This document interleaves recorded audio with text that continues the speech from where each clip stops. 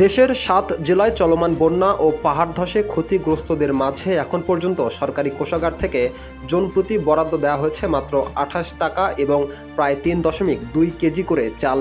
রোববার দুর্যোগ ব্যবস্থাপনা ও ত্রাণ মন্ত্রণালয়ের হালনাগাদ তথ্য বিশ্লেষণে এই তথ্য পাওয়া গেছে।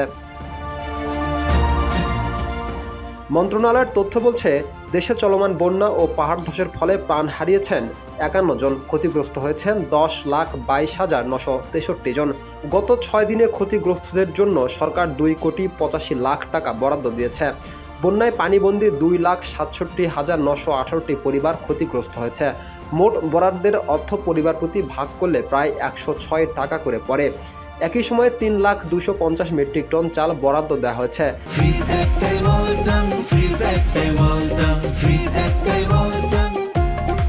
সে হিসেবে ক্ষতিগ্রস্ত ব্যক্তি প্রতি চালের পরিমাণ প্রায় ৩.২ কেজি করে পড়ে।